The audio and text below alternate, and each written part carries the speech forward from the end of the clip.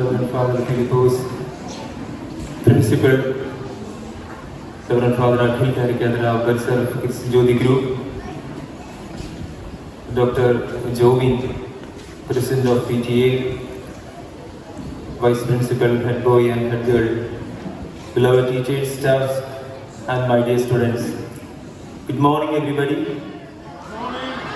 Good morning. I think you are expecting a holiday today, is it not so? Anyway, today we begin our youth festival today. It's with great pleasure and excitement that I am stand before you today to inaugurate this vibrant youth festival. We celebrate the boundless energy, creativity and potential of young generation. As we gather here, let us remember the words of Mahatma Gandhi. He spoke, "The future depends on what we do in the present." These words remind us that the actions and choices that we make today shape our next future. So, നമ്മളുടെ ഇപ്പോഴത്തെ ഈ ഒരു ജീവിതകാലം, സുന്ദരമായിട്ടുള്ള ഒരു ജീവിതം നമ്മൾ എത്രത്തോളം ജീവിക്കുന്നു എന്നതിനെ ആശ്രയിച്ചിരിക്കും നമ്മളുടെ ഭാവി ജീവിതം എന്നാണ് മഹാത്മാഗാന്ധി പറഞ്ഞിരിക്കുന്നത്. നമ്മൾക്ക് എല്ലാവർക്കും ദൈവം സുന്ദരമായിട്ടുള്ള കഴിവുകൾ നിങ്ങൾക്ക് ഓരോരുത്തർക്കും നൽകിയിട്ടുണ്ട്. അപ്പോൾ ആ ദൈവം തന്നിരിക്കുന്ന ദാനമാകുന്ന ഈ ഒരു ജീവിതത്തിൽ നമ്മൾക്ക് ലഭിച്ചിരിക്കുന്ന കഴിവുകളെ നമുക്ക് വിശ്വസ്തയോടും സ്നേഹത്തോടും കൂടി നമ്മളത് ചെയ്യുമ്പോഴാണ് നമ്മുടെ ജീവിതം കൂടുതൽ മനോഹരമായി തീരുന്നത്. ഞാനൊരു ചെറിയൊരു കഥ നിങ്ങളോട് പറയാനായിട്ട് ആഗ്രഹിക്കുകയാണ്. നിങ്ങൾക്ക് എല്ലാവർക്കും കഥ ഇഷ്ടമാണെന്ന് ഞാൻ വിചാരിക്കുന്നു. ഇഷ്ടമല്ല നിങ്ങൾക്ക്? കഥ ഇങ്ങനെയാണ്, വളരെ ചുരുക്കി പറയാം, നമുക്ക് സമയത്തിന്റെ ചെറിയ പരിമിതിയുണ്ട്. കഥ ഇങ്ങനെയാണ്. ഒരു കർഷകന് വളരെ സുന്ദരിയായിട്ടുള്ള ഒരു പെൺകുട്ടിയുണ്ട്. അപ്പോൾ കർഷകൻ ഈ പെൺകുട്ടീനെ വിവാഹം കഴിക്കാൻ വേണ്ടിയിട്ട് ഒത്തിരിയേറെ ആളുകൾ ഇങ്ങനെ വന്നുകൊണ്ടിരിക്കുകയാണ്. കർഷകൻ ഈ പെൺകുട്ടീനെ ആർക്കും വിവാഹം കഴിച്ചു കൊടുക്കാതെ ഇങ്ങനെ നിർത്തിയിരിക്കുകയാണ്. അങ്ങനെ ദൂരദേശത്ത് നിന്ന് ഒരു രാജാവ് ഇങ്ങനെ വരികയാണ്. രാജാവ് വരുന്നു. രാജാവ് ഈ കർഷകനെ കാണുകയാണ്. അപ്പോൾ ഈ കർഷകൻ പറയുന്നു, ഞാൻ നിങ്ങൾക്കൊരു ടാസ്ക് തരാം, അതിൽ വിജയിക്കുകയാണെങ്കിൽ എന്റെ മകളെ നിങ്ങൾക്ക് ഞാൻ വിവാഹം കഴിച്ചു തരാമെന്ന് പറയുന്നു. അങ്ങനെ രാജാവ് സമ്മതിക്കുന്നു. ഈ കർഷകൻ കൊടുക്കുന്ന ഒരു ടാസ്ക് എന്ന് പറഞ്ഞാൽ തനിക്ക് 3 കാളകളുണ്ട്. എത്ര കാളകളുണ്ട്? 3 കാളകളുണ്ട്. അപ്പൊ 3 കാളയിലെ ഏതെങ്കിലും ഒരു കാളയുടെ കൊമ്പ് പിടിച്ച് അതിനെ കീഴ്പ്പെടുത്തുകയാണെങ്കിൽ രാജാവിന് എന്റെ മകളെ വിവാഹം കഴിച്ചു തരാമെന്ന് അദ്ദേഹം പറയുകയാണ്. അങ്ങനെ രാജാവ് റെഡിയായി 1ാമത്തെ കാളയെ ഈ മനുഷ്യൻ വിടുകയാണ്, കർഷകൻ വിടുകയാണ്. 1ാമത്തെ കാളയുടെ പ്രത്യേകത എന്താണ്? വലിയ കൊമ്പ്. കാളയ്ക്ക് വലിയ കൊമ്പാണ്, അതുപോലെ തന്നെ വലിയ ശരീരപ്രകൃതിയുള്ള ഒരു കാളയാണ്. അപ്പോൾ രാജാവ് വിചാരിക്കുകയാണ്, അയ്യോ ഇതിനെ പിടിച്ചു കഴിഞ്ഞാൽ എന്റെ ശരീരം മുഴുവൻ നശിച്ചു പോകും. അതുകൊണ്ട് രാജാവ് വിചാരിക്കുകയാണ്, എനിക്ക് ഇനി 2 അവസരം കൂടി ഉണ്ടല്ലോ, അല്ലേ? 2 അവസരം കൂടിയുണ്ട്, അതുകൊണ്ട് ഞാൻ ഇതിനെ വിടുകയാണെന്ന് പറഞ്ഞ രാജാവ് ആ ഒരു ടാസ്ക് ഏറ്റെടുക്കുന്നില്ല. അങ്ങനെ മറിച്ച് 2ാമത്തെ ഒരു കാളയെ ഈ കർഷകൻ വിടുകയാണ്. 2ാമത്തെ കാളയുടെ ഒരു പ്രത്യേകത എന്ന് പറഞ്ഞാൽ അതിന്റെ കൊമ്പിനൊട്ടും തന്നെ നീളമില്ല, വളരെ ചെറിയ നീളമുള്ള ഒരു കൊമ്പുള്ള കാള, അതുപോലെ തന്നെ വളരെ അവശമായിട്ടുള്ള ഒരു കാള. അപ്പോൾ ഈ രാജാവ് വിചാരിക്കുകയാണ്, രാജാവ് എന്ന നിലയിൽ ഞാൻ ഈ ചെറിയ അവശമായിട്ടുള്ള കാളയെ വിചാരിക്കുകയാണെങ്കിൽ എന്റെ വില പോകും, അല്ലേ? രാജാവിനെ സംബന്ധിച്ചിടത്തോളം വില കുറഞ്ഞ ഒരു പ്രവൃത്തിയായിട്ട് മാറും. അതിനാൽ രാജാവ് വിചാരിക്കുന്നു, ഇതിനെ ഞാൻ ഉപേക്ഷിക്കുകയാണ്, അടുത്തതിനെ പിടിക്കാം, 3ാമത്തെ കാള, ഇനി ഒരു അവസരം കൂടി ഉണ്ടല്ലോ. അങ്ങനെ രാജാവ് ലാസ്റ്റത്തെ ചാൻസ്, ഇനി എത്ര ചാൻസുകളാണുള്ളത്? 1 കാളയുണ്ടല്ലേ, 1 കാള.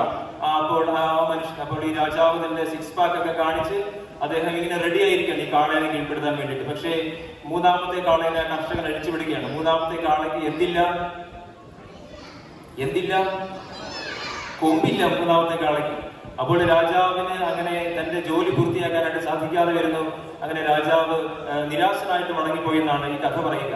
അപ്പോൾ നമ്മൾക്കറിയാം, നമ്മൾക്ക് കിട്ടുന്ന അവസരങ്ങളെ നമ്മൾ പൂർണ്ണമായിട്ട് ഉപയോഗപ്പെടുത്തുമ്പോഴാണ് നമ്മളുടെ കലാപരമായിട്ടും കായികപരമായിട്ടുമുള്ള എല്ലാ കാര്യങ്ങളിലും നമ്മൾക്ക് അഭിവൃദ്ധി ഉണ്ടാകുന്നത്. നമ്മൾ എല്ലാത്തിനെയും ഉപയോഗപ്പെടുത്തുമ്പോഴാണ്. ഗ്രീക്കിലെ സുന്ദരമായിട്ടുള്ള ഒരു കഥയുണ്ട്, ഒത്തിരി പഴയ ഒരു കഥ. അത് ദേവദൂതന്മാരും അതുപോലെ തന്നെ മനുഷ്യർക്കുമൊക്കെ ഒരേപോലെ കഴിവുകൾ ഉണ്ടായിരുന്നു എന്നാണ് പറയുക. അപ്പോൾ ഈ മനുഷ്യർ അവരുടെ കഴിവുകളും സിദ്ധികളും ഒക്കെ ദുരുപയോഗം ചെയ്യാൻ തുടങ്ങിയപ്പോൾ ദേവദൂതന്മാർ എന്താണ് വിചാരിക്കുക? ദേവദൂതന്മാർ വിചാരിക്കുന്ന ഈ കഴിവുകൾ എടുത്ത് എവിടെയെങ്കിലും ഒക്കെ വെക്കാമെന്ന് വിചാരിക്കുന്നു.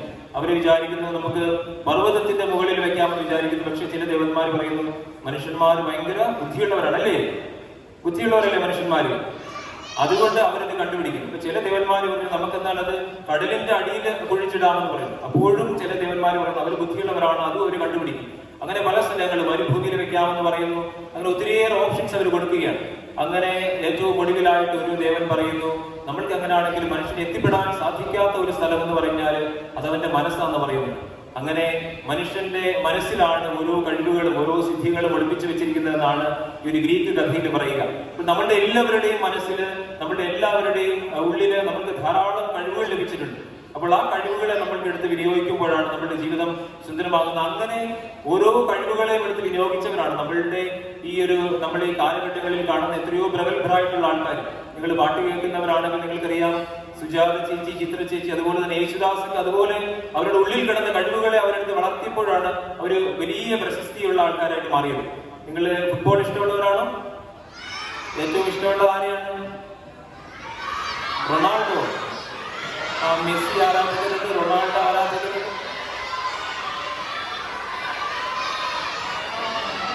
അപ്പൊ ശരി, സമയം.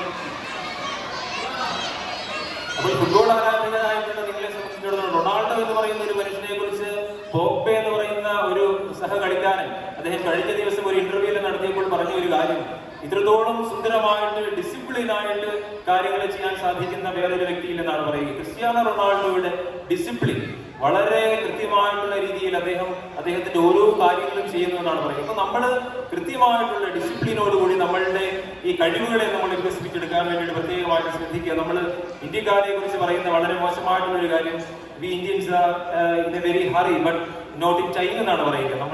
നമ്മൾ എപ്പോഴും തിരക്കിലാണ്, പക്ഷെ നമ്മൾക്ക് ഒരിക്കലും സമയം പാലിക്കാനായിട്ട് സാധിക്കുന്നില്ല എന്നാണ് പറയുക. അപ്പോൾ നമ്മൾക്ക് കൃത്യമായിട്ടുള്ള ഒരു സമയം പാലിച്ചുകൊണ്ട് നമ്മളുടെ കഴിവുകളെ, ഓരോ കഴിവുകളും നമ്മൾ വളർത്തിയെടുക്കാൻ വേണ്ടിയിട്ട് നിങ്ങൾ പ്രത്യേകം ശ്രദ്ധിക്കണം. ഞാൻ ഒരു കാര്യം കൂടി പറഞ്ഞ് ഞാൻ അവസാനിപ്പിക്കുകയാണ്.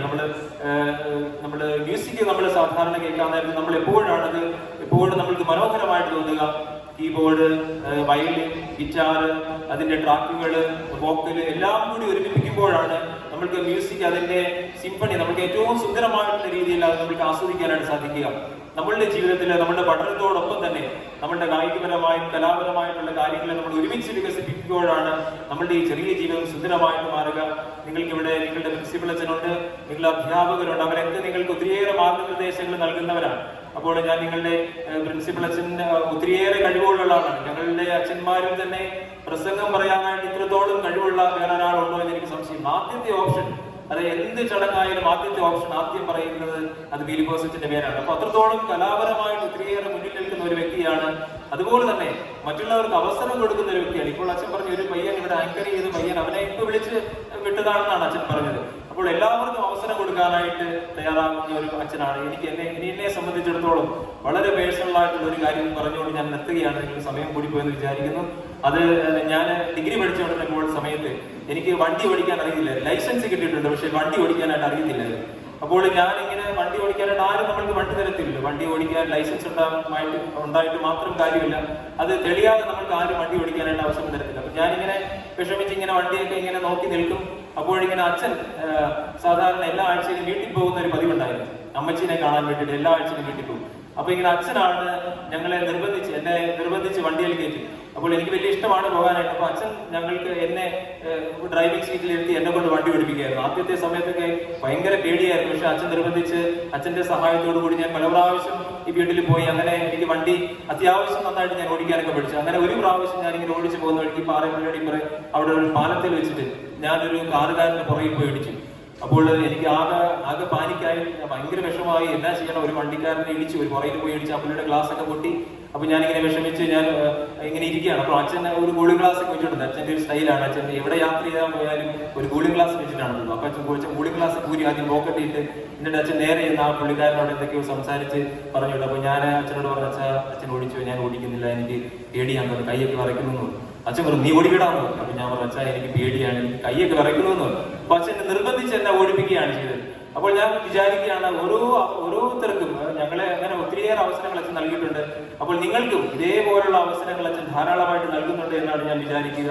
അതുകൊണ്ട് നിങ്ങൾക്ക് ലഭിച്ചിരിക്കുന്ന ഈ പ്രത്യേകിച്ച് പ്രിൻസിപ്പൽ അച്ഛനും പ്രസാദനും അതുപോലെ തന്നെ നിങ്ങളുടെ വൈസ് പ്രിൻസിപ്പളും അധ്യാപകരും ഒക്കെ നിങ്ങളെ വളർത്തുന്നതിൽ നിങ്ങൾ അവർക്ക് നന്ദിയുള്ളവരായിരിക്കുക.